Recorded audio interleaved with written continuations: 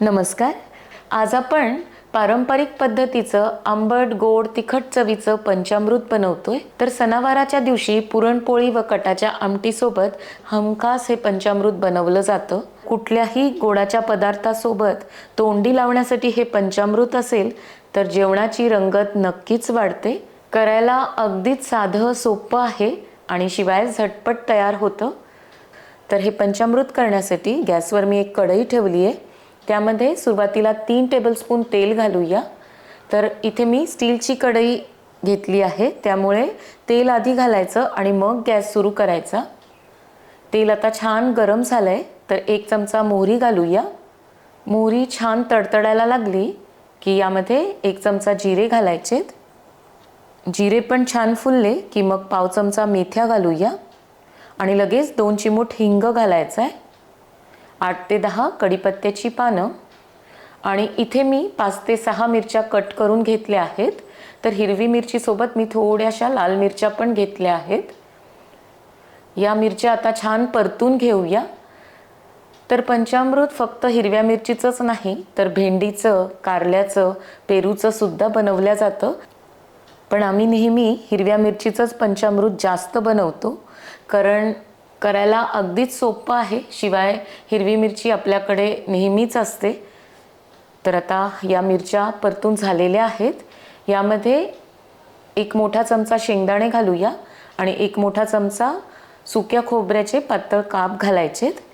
तर असे काप घालण्याच्या ऐवजी तुम्ही किसलेलं खोबरंसुद्धा घालू शकता, पण पारंपरिक पद्धतीमध्ये असे खोबऱ्याचे कापच घालतात. तर हे दोन्ही परतून झाल्यानंतर आता 1 वाटी चिंचेचा कोळ घालूया. तर साधारण मोठ्या लिंबा एवढा चिंचेचा गोळा घेऊन मी तो अर्धा तास गरम पाण्यात भिजवत ठेवला होता आणि नंतर त्याचा कोळ काढून गाळणीने गाळून घेतला.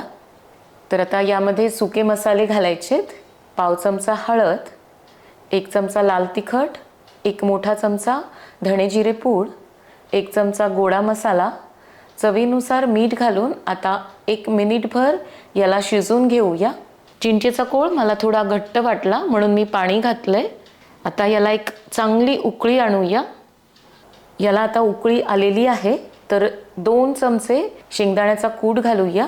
तर शेंगदाण्याचा कूट आपल्याकडे नेहमीच घरात असतो.